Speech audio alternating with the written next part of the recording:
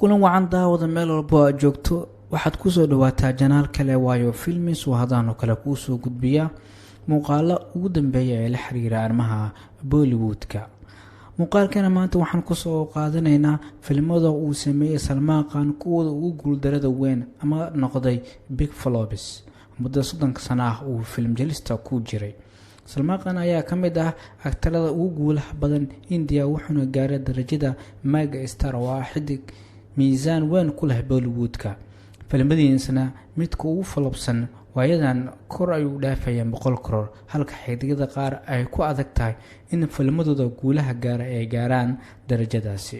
haddaba aan u soo dhaadhacno warbixintana maanta aan ku eegaynay Salman Khan ee 10kiisa film ee guuldarada waaweyn gaareen. filmka koowaad waa Marigold.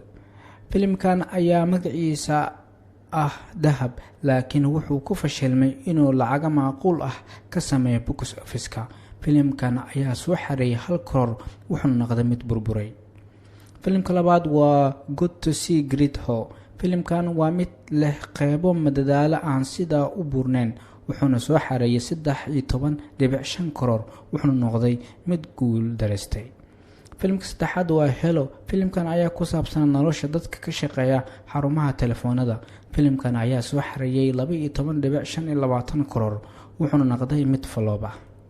filmka afraad waa Heroes. filmkan ayaa xidigo waaweyn la iskugu keenay waxaana ka mid ah Mutum, Sunny Deol, Preity iyo Salman Khan laakiin wuxuu noqday mid flop ah wuxuuna soo xareeyay 13.25 crore.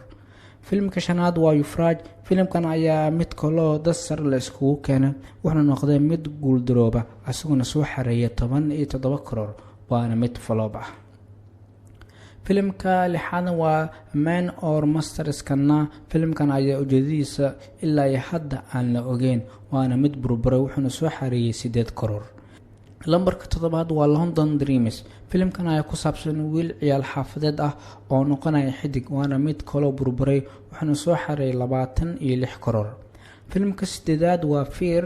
filmkan ayaa waxaa lagu soo caanbixiyay Zareen Khan wuxuuna soo xareeyay 37.5 crore waana mid noqday below average ama guul aan sida u weynan gaaray. 9 Tubeless.